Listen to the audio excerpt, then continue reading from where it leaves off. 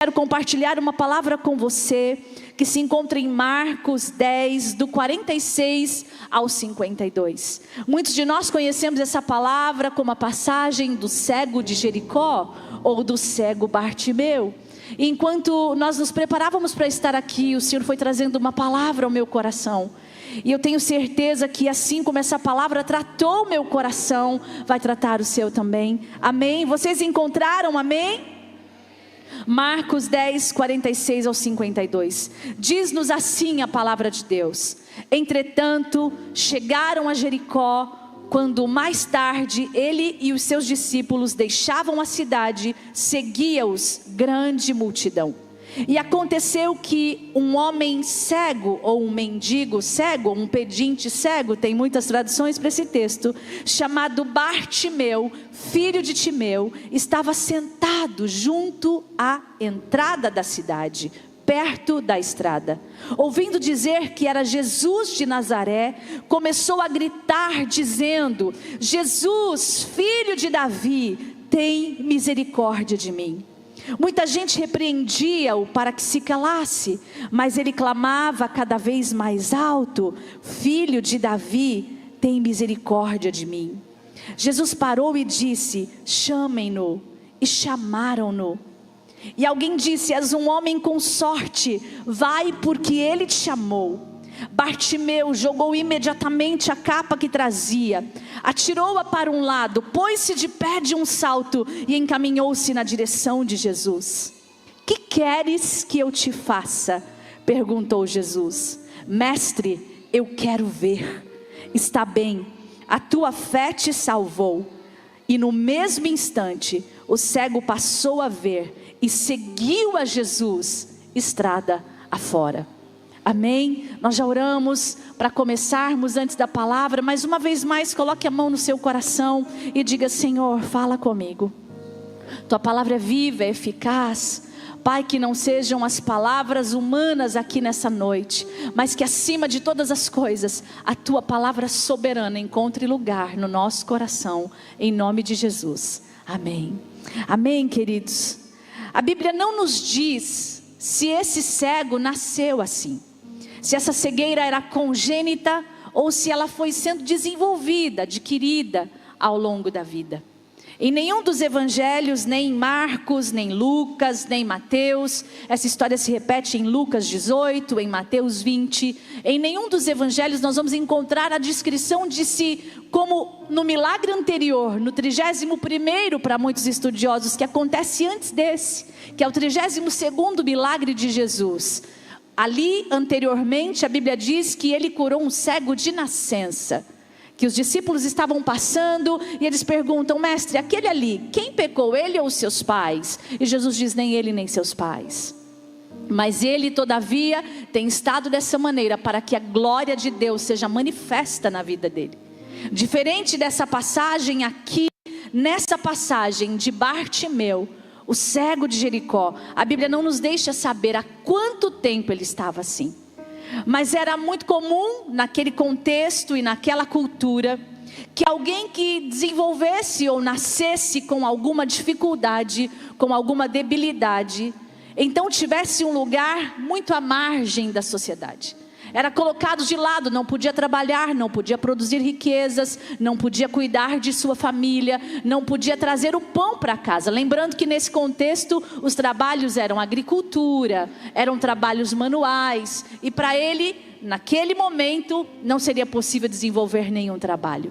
Então o Estado romano fazia com que essas pessoas recebessem uma capa. Repita comigo: uma capa. Uma capa. Para poder ter o direito a mendigar, a ficar assentado num determinado ponto onde os mendigos estavam reunidos, e ali ele poderia esmolar, ali ele poderia pedir ajuda para que ele pudesse sobreviver dada a sua condição. Bartimeu era um desses muitos homens, um desses cegos, assentado à beira do caminho da cidade de Jericó. Quando nós entendemos a cronologia bíblica, aqui está muito perto de Jesus ser preso e ser levado à cruz. Ele está passando por ali, fazendo dos seus 35 milagres, agora vai ser o 32º. Logo a sua caminhada terrena vai encerrar. Lembrando que 35 contados, porque João diz que se tudo que Jesus fez fosse escrito em livros, os livros não caberiam no mundo. Mas daquilo que está listado, Jesus está muito perto. Ele está entrando em Jerusalém, ele está indo em direção a Jerusalém. Ele está praticamente uma semana da crucificação. E Bartimeu nem imagina que essa será a sua última oportunidade. Ele recebe uma capa, muitas pessoas passam por ali. Nessa ocasião a cidade está cheia. Possivelmente eles estão indo celebrar a Páscoa em Jerusalém. A Bíblia não nos dá detalhes, mas entendendo o que estava acontecendo ali naquele momento na história de Jesus, possivelmente a cidade estava muito lotada. Acontece que Jesus vem chegando perto de Jericó, e com certeza a notícia chegou antes dele. Diga comigo assim: quando Jesus vem, a notícia sempre chega antes dele chegar. Quando é Jesus que está vindo, quando é Jesus que está fazendo, quando é Jesus que está se aproximando, quando é Ele quem está movendo, a notícia começa a correr. E nós vamos entender que esse homem sabia muito sobre Jesus, porque a forma como ele grita por Jesus dá-nos indícios de que ele conhecia quem estava se aproximando de Jericó. Mas eu queria me ater a 3 pontos aqui nessa noite com vocês. Eu queria que nós meditássemos e nos debruçássemos sobre essa palavra a respeito de 3 conselhos que o Espírito Santo trouxe ao meu coração. E essa palavra foi sendo ministrada no meu coração e o Senhor foi falando comigo: Jússi, existem 3 coisas que os invernos difíceis da vida tentam fazer conosco. Há 3 coisas, 3 pontos que essa história nos ensina com muita profundidade. Há muitos outros, mas o Senhor nos trouxe esse para essa noite, amém? Então, o primeiro deles é que nos invernos difíceis da vida, imagine esse menino talvez pequenininho, talvez ainda crescendo, se vê cego. Se vê cego, sem condições de andar sozinho, de fazer um caminho sozinho, até que ele aprenda, até que ele receba seu bordão, sua varinha para poder se guiar pelas ruas de Jericó. Ele precisa ser acompanhado, guiado, instruído. E nesse inverno difícil da cegueira de Bartimeu, a primeira coisa que os invernos da vida nos dão é uma capa. Olhe para quem está do lado aí do seu ladinho e diga assim: a primeira coisa dos invernos da vida é uma capa. Agora olhe de novo para nós continuarmos essa conversa. Diga: só que há capas que paralisam e há capas que mobilizam. E é sobre isso que nós vamos falar nesse primeiro ponto. Há capas que nós recebemos na vida que nos paralisam, e há capas que nos mobilizam. A capa de Bartimeu era uma paralisia. Você vem até aqui, você senta aqui, você só pode pedir esmola aqui, você não pode sair daqui. Você não entra no templo, você não entra naquele lugar, você não transita por aí desse jeito. Com essa capa é até aqui, não tem mais do que isso para você. Era um veredicto. Ele não poderia sair daquela condição, exceto se houvesse um milagre. Então ele recebe uma capa que o paralisa. A Bíblia fala de outras capas que paralisam. A Bíblia fala de uma capa em Josué 7:21. A capa que Acã olhou para ela e sentiu tanta cobiça por ela. Ele quis tanto aquela capa que ele trouxe destruição sobre toda a sua família. A Bíblia diz que houve uma batalha, uma guerra, e agora estão ali os despojos de guerra, aquilo que sobrou da guerra, aquilo que os inimigos foram embora e deixaram no caminho. Tinha prata, tinha ouro e tinha uma capa muito bonita. E olha o que a Bíblia diz em Josué 7:21. Quando vi entre os despojos uma linda capa babilônica e 200 siclos de prata e uma barra de ouro do peso de 50 siclos, cobicei-os e tomei-os, e eu os escondi na terra debaixo da minha tenda. Coloquei a prata por cima e o restante por baixo. A Bíblia diz que por causa disso, porque ele tomou uma capa que ele não poderia, porque ele cobiçou uma capa, porque ele se apegou a uma capa, era bonita demais, eu quero para mim, isso vai me enriquecer, isso vai mudar a minha vida. Deus revela isso de uma forma muito dolorida à nação de Israel, trazendo o mal sobre eles. E quando Josué diz: o que está acontecendo? Tem alguma coisa acontecendo, porque Deus está irado conosco. E eles vão até que o Senhor revela a eles que há algo errado na casa de Acã. E quando então Acã diz: foi a capa, foi a prata, foi o ouro, toda a sua família paga o preço, toda a sua família destruída. Porque repita comigo: há capas que paralisam. Essa foi uma delas. Mas sabe, eu quero me ater com você às capas que mobilizam. Agora, com um sorriso bem lindo, diga para essa pessoa que está aí do ladinho: mas há capas que mobilizam. Sabe o que é mobilizar? É fazer andar, é dar movimento, é colocar em movimento. Quando minhas irmãs chegaram, eu fiquei tão feliz, porque eu falaria delas nessa palavra. A gente tinha uma capa que nos mobilizava quando nós éramos pequenas. Gente, podia estar 40 graus de janeiro, assim, calor terrível. Se o tempo mudasse para chuva, a gente juntava as camas, é ou não é, meninas? A gente juntava as camas para quê? Para ficar todo mundo debaixo da mesma capa, todo mundo debaixo da mesma coberta. Aquilo para a gente era consolo, era apego, aquilo nos ajudava num tempo tão difícil, de tanta escassez. Aquela capa da unidade nos mobilizava. A Bíblia fala de algumas capas que mobilizam. Em Ruth 3:9 tem uma das histórias mais incríveis da Bíblia. A Bíblia diz assim, que Ruth precisava de um marido que a resgatasse da sua condição de viúva e sem direito à herança. E que havia um resgatador, parente dela e de Noemi, mas que não era com quem ela gostaria de se casar. Ela já estava às voltas com Boaz, já o havia conhecido, havia vivenciado o favor dele, e ela gostaria, sendo possível e sendo a vontade de Deus, que Boaz fosse aquele que a tomaria por esposa, resgataria as terras que eram do marido de Noemi, de seu marido, que era filho de Noemi. Mas para isso Boaz precisava saber que ela tinha essa intenção. Então a Bíblia diz que Noemi chama Ruth e diz: Ruth, você vai colocar a sua melhor capa, a melhor beca, como a gente diz lá em Capivari, a melhor beca, a melhor roupa, vai passar um bom perfume. E você vai, depois que os homens tiverem festejado, porque era colheita, eles tinham amontoado os grãos em montões no meio daquela plantação. Quando eles já tiverem bebido o seu vinho, estiverem sonolentos, quando Boaz for se deitar, você vai até ele, certifique-se de que ele já dormiu, vai se deitar aos pés dele.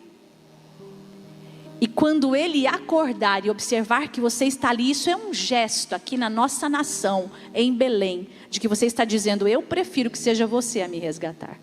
E olha o que acontece quando Boaz acorda. A Bíblia deixa claro que eles não se tocaram, ele não sabia que ela estava ali, mas quando ele acorda, em Ruth 3:9, olha que extraordinário. Disse ele a Ruth: quem é você? Quem és tu? Ele acordou assustado com uma mulher dormindo ali nos pés dele. E ela respondeu: sou Ruth, tua serva. E esse versículo me rasga o coração. Estende a tua capa sobre mim, porque tu és o meu resgatador. Sabe por que esse texto me revira o coração? Porque Ruth é tipo da noiva de Cristo e Boaz é tipo de Cristo. Um dia, uma capa que nos mobilizou e nos deu vida também foi estendida sobre nós. Naquele contexto ele está dizendo: resgate-me você, eu quero viver com você, eu prefiro a sua benevolência, a sua generosidade. E Boaz responde a ela: com certeza eu farei isso, querida, amanhã mesmo eu resolvo isso. Em 1 Samuel 18:4 existe uma história linda. Quem aqui é da linguagem de amor de presentes? Quem aqui? Sua linguagem, sua forma de demonstrar amor é presentes. Bem-vindo ao time, né? Nós fazemos parte do mesmo time de Jonatas. Olha que coisa linda. Quando ele conhece a Davi, a Bíblia diz que ele se aproxima de Davi, eles se afeiçoam como irmãos, se afeiçoam de alma. E um dia, para selar essa amizade, Jonatas tirou a capa que vestia e a deu a Davi, assim como a armadura, inclusive a espada, o arco e o cinto. Aquilo era um selo. Ele estava dizendo: nós seremos amigos por toda a eternidade. E ainda que eu morra, ainda que eu não esteja mais aqui, isso é um selo entre nós, de que se eu partir, você cuida dos meus filhos. Mas se você partir, eu cuido dos seus filhos. Era um selo para a posteridade, uma capa que estava mobilizando Davi. Jonatas estava, em outras palavras, dizendo: vai dar certo, nós vamos viver para contar histórias. Se eu não viver, você cuida dos meus filhos. Se você não viver, eu cuido dos seus filhos. Haverá posteridade na nossa história. E mais tarde a gente conhece a história. Davi manda buscar Mefibosete, cumprindo esse selo que eles haviam firmado, com uma capa, uma armadura, uma espada, um arco e um cinto. Em Atos 12:8 também tem a famosa história da capa de Paulo. A famosa história de Pedro, quando ele está sendo liberto da prisão pelo anjo, enquanto a igreja está orando por Pedro, um anjo aparece na prisão. As estruturas são estremecidas. O anjo entra na cela em que Pedro está, e ele diz assim, Atos 12:8: vista-se e calce as sandálias. Pedro assim o fez, mas o anjo não saiu antes de dizer a ele: ponha também a sua capa e siga-me. As capas que nos mobilizam também significam proteção, significam revestimento. Deus te deu revestimento de poder, amém? Quantos aqui foram revestidos de poder e autoridade? Ele revestiu você. Há lugares e há situações em que Deus te diz: não vá, não entre sem a minha presença, sem orar primeiro, sem consagrar primeiro, sem jejuar primeiro. Não vá sem estar revestido de poder. E agora sim, 2 Timóteo 4:13, a famosa capa de Paulo. Quando um dia Paulo está escrevendo para Timóteo, ele lembra ele de algo muito especial. Ele diz assim: quando vieres até mim, traze a capa que deixei em Troade, na casa de Carpo, e os livros, e principalmente os pergaminhos. E é lindo que você continua lendo o texto, e no versículo 21, ele faz questão de dizer: procure chegar aqui antes do inverno. Ou seja, a capa era para proteger. Então olhe para alguém que está aí e diga: capas que te mobilizam, te protegem, te revestem e te inspiram a prosseguir. Olha, você precisa trazer antes do inverno, porque eu quero estar seguro com a minha capa quando os dias forem frios. Mas sabe, queridos, quando a gente falou de Ruth, nós dissemos que a capa mais perfeita um dia nos foi dada. A de Bartimeu era de paralisia. Algumas capas que Deus nos mostra na sua palavra também geraram problemas. Mas as capas que Ele tem para nós, as vestes, capa é veste, é revestimento. As vestes que Ele tem para nós sempre gerarão vida na nossa caminhada. E um dia a capa mais perfeita nos foi dada. Quando esse homem grita: Jesus, filho de Davi, ele está fazendo alusão a coisas que certamente ele cresceu ouvindo. Certamente histórias foram contadas para aquele menino. Certamente durante tantos anos assentado junto com outras pessoas na mesma condição e ouvindo as notícias que agora corriam de Jesus, curiosidade foi gerada no coração deles. Não há uma explicação clara, mas quando ele diz Jesus, filho de Davi, ele está voltando muitas gerações. E ele está falando de uma capa perfeita, que é aquela que Jesus vem trazendo sobre seus ombros. Vestes de justiça, vestes de equidade. Ele vem para trazer justiça, libertação para o seu povo. E talvez, quando ele grita Jesus, filho de Davi, ele esteja se lembrando de Gênesis 49:9. A Bíblia diz que quando Jacó estava para morrer, ele chama os seus filhos para abençoá-los. E a Judá, ele dá uma palavra muito específica. Aqui tem um prenúncio da vinda de Jesus ao mundo. Ele diz: Judá, você é como um leãozinho novo. Eu vejo você subindo, filho meu, depois de pegar a sua presa. E como um leão, você se assenta, e você tem uma postura, e você se posiciona com suas leoas. E quem teria coragem de mexer com você, Judá? Mas Judá tem mais para você. Sabe por quê? O cetro não se apartará de Judá, nem o bastão de comando de seus descendentes, até que venha um a quem esse cetro pertencerá, e a ele as nações obedecerão. Ele amarrará seu jumentinho à videira, e o seu jumentinho ficará preso ao ramo mais seleto, e ele, esse que virá, lavará no vinho a sua capa, como se tivesse mergulhado a sua capa no sangue dos uvais. As suas vestimentas serão mergulhadas ali. Em Salmos 22:18, a Bíblia continua falando de Jesus, e a Bíblia diz: eles dividirão as minhas roupas entre si, e para minha capa lançarão sorte. Em João 19:23-24, a profecia agora vai se cumprir. Tendo, pois, os soldados crucificado a Jesus, tomaram as suas vestes e rasgaram em 4 partes, uma para cada soldado. E tomaram também a sua capa. A capa, porém, era tecida de um único fio, de alto a baixo, e não tinha costura.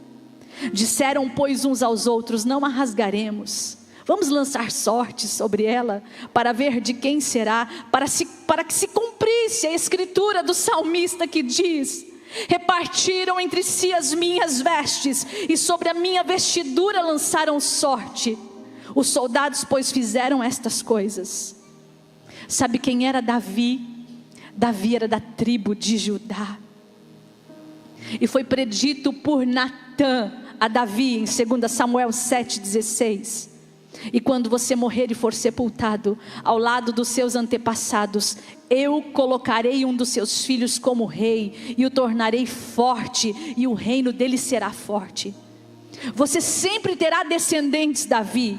Eu farei com que o seu reino dure para sempre, e a sua descendência real nunca terminará. A gente conhece esse texto numa versão muito conhecida: a tua casa e o teu reino serão firmados para sempre, teu trono nunca terá fim.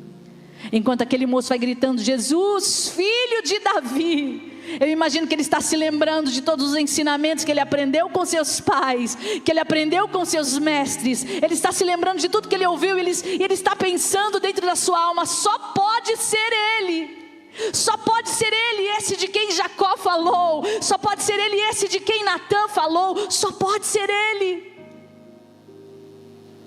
Apocalipse 5:5 confirma que é ele. Todavia, um dos anciãos me disse: João, não chores, eis aí o leão da tribo de Judá, a raiz de Davi, ele venceu, e ele pode abrir o livro. Aleluia, você pode aplaudi-lo, você pode louvá-lo. Ele é o leão da tribo de Judá, a raiz de Davi. E sabe o que a Bíblia diz? Que quando ele te dá uma capa que te mobiliza, Isaías 61:10 diz que se você recebeu essa veste nova, você vai se regozijar e vai se alegrar muito no Senhor, e a sua alma vai se alegrar no seu Deus, porque é Ele quem te veste de vestes de salvação, e é Ele quem te cobre com seu manto da justiça. Há uma capa preparada para te mobilizar por toda a eternidade. E até na eternidade Ele se preocupa com a capa, porque em Apocalipse 3:5 Ele diz: e ao vencedor dar-lhe-ei de vestir-se de vestes brancas. Há capas que mobilizam. Você pode perguntar pela última vez: está vestido de quê? Está vestido de capas que te paralisam ou que te mobilizam? A segunda coisa que tentam fazer conosco os invernos da vida, tentam nos fazer desistir. Com Jairo foram seus empregados: viemos te avisar que a menina já morreu, não me incomode mais o mestre. Com Ana foi o sacerdote Eli: como é que você vem bêbada no templo? Não pode vir orar bêbada aqui. Não, meu Senhor, eu não estou bêbada, estou orando porque eu quero um filho. Com Jesus foi Pedro: mestre, para de falar que vai morrer, que negócio é esse que vai morrer? Para com essa conversa de que vai morrer, chega. E Jesus precisa interpelá-lo com tanta veemência que ele disse: para trás de mim, Satanás. Eu não posso ser demovido do meu propósito. Com Bartimeu foram seus próprios conterrâneos. Pare de gritar. Pare de incomodar. Não grite mais. Pare. E Bartimeu, sabendo de toda essa história, talvez se lembrando do profeta Miqueias, que disse que ele viria de Belém, Efrata, talvez se lembrando que magos viram a sua estrela em Belém quando ele nasceu, ele tem certeza de quem ele é, e ele continua dizendo: Jesus, filho de Davi, tem misericórdia de mim. Jesus, filho de Davi, tem misericórdia de mim. De vez em quando a gente precisa gritar. A segunda coisa que o inverno da vida faz conosco é nos fazer desistir. E a terceira e última, ele tenta nos calar. Ele tenta nos fazer calar. O inverno da vida diz pra gente: você não consegue, você não pode. Olha para você, olha para a sua condição, olha quem você é. Imagina, você não tem recursos, você está sonhando alto demais. Não, deixa disso, para com isso.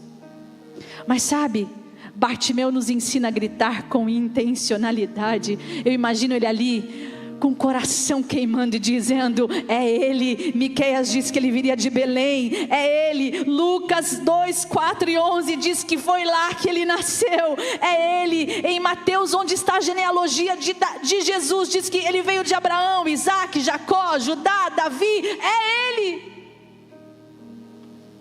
Sabe, só clama quem admite que não pode se salvar sozinho. Só grita quem tem certeza que há poder para vencer naquele que já venceu todas as coisas. Imagine as pessoas ao redor dizendo para ele não gritar, e ele pensando, se ele fosse da church, ele ia estar pensando, ele já teria resmungado essa canção por muitos dias, e ele estaria dizendo assim: por muito eu passei, já provei e vi tua graça e a tua bondade. E o quê?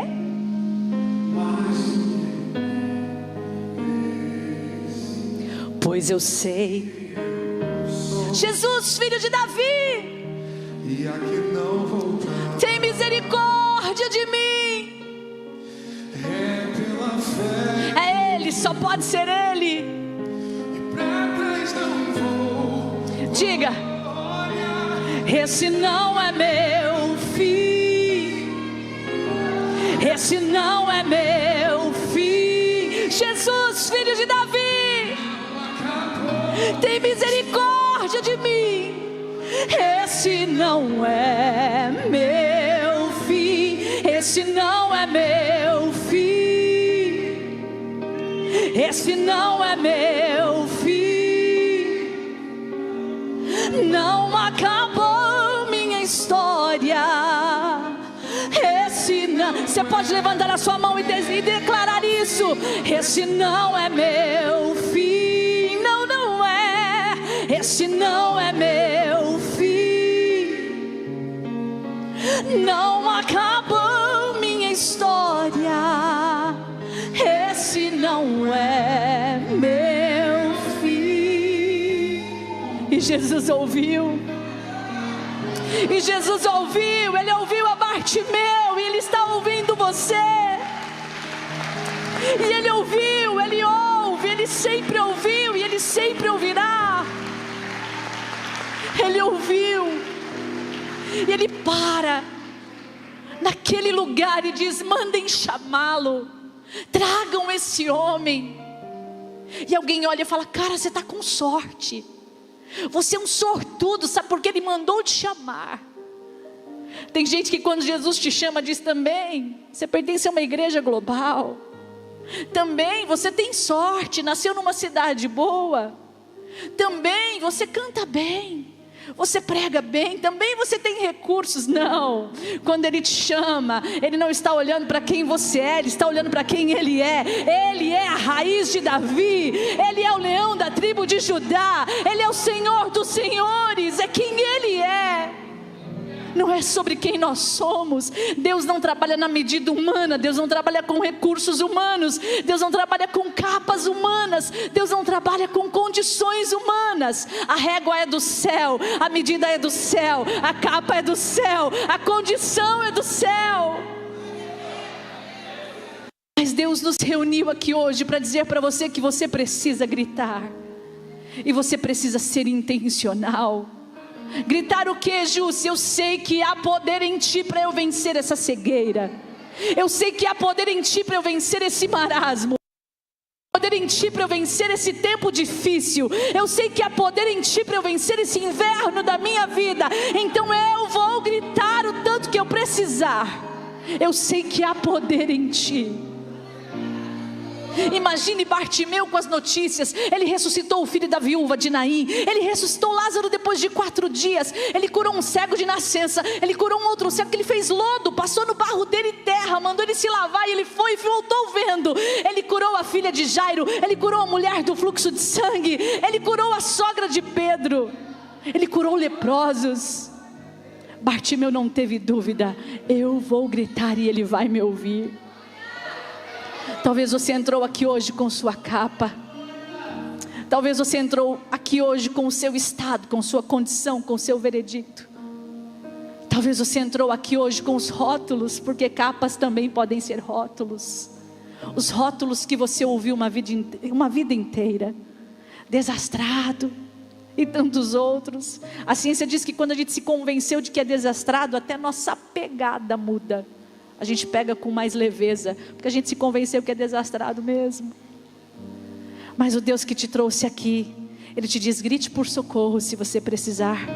Salmo 119, 169, que o meu grito de socorro chegue a ti, ó Deus. Dá-me sabedoria, ajuda-me, socorre-me. 2 Samuel 22:7, na minha angústia clamei ao Senhor, clamei. Grite diante da esperança. E eu encerro aqui, Jeremias 29:12, diz assim, que diante da esperança, se você gritar, diante de Jesus, filho de Davi, diante da raiz de Davi, do leão da tribo de Judá, se você tiver coragem de abrir a voz, de abrir a boca e clamar, porque gritar é clamar. O grito nem sempre é um volume na voz, o grito muitas vezes é um grito da alma, é um clamor que vem de dentro. Jeremias 29:12, o Senhor faz uma promessa para nós: então vocês clamarão a mim, vocês virão orar a mim e eu vos ouvirei. Vocês me buscarão e me acharão quando me buscarem de todo o coração. Bartimeu estava convicto: vou clamar e ele me ouvirá. Se ele é quem eu creio que ele é, nele há poder para eu vencer e ser curado. Queria que você se colocasse de pé nessa noite. Nele há poder para você vencer. Quantos receberam essa palavra? Quantos entenderam essa palavra? Nele há poder para você vencer. E eu quero nessa noite, com todo carinho, essa foi a direção do Espírito Santo por meio dessa palavra. Eu não sei como você entrou aqui hoje, e eu não sei o que você entrou aqui precisando vencer hoje, mas hoje é um dia de você se levantar para gritar, por exemplo, nunca mais, para algumas coisas da sua história. Nunca mais o vício, nunca mais a cegueira, nunca mais o passado, nunca mais a vida dominada pelo pecado. Que você seja como Bartimeu a dizer aqui hoje: Jesus, filho de Davi, tem misericórdia de mim. Talvez você entrou aqui desesperado, sem rumo. Talvez você entrou aqui depois de andar errante por tantos lugares, mas Deus te trouxe aqui hoje para te dizer: eu te vi. Para te dizer, como Ele disse a Natanael: Senhor, como o Senhor me viu? Como é que o Senhor sabe quem eu sou? Oh, Natanael, eu te vi antes de Filipe te encontrar. Eu te vi assentado debaixo da figueira. Jesus ouviu aquele grito e viu Bartimeu antes de chamá-lo. Quando ele diz: tragam esse homem, Bartimeu joga a capa longe, de um salto, sem perder a oportunidade, ele se põe de pé e ele vai correndo, é levado com pressa à presença de Jesus. E Jesus, que é um gentleman, Ele pergunta: o que você quer que eu te faça? É o que Jesus está te perguntando hoje: o que queres que eu te faça? Sabe, filho, porque o que eu quero fazer na sua vida é te dar salvação, libertação, transformação, cura, vida nova, vida plena.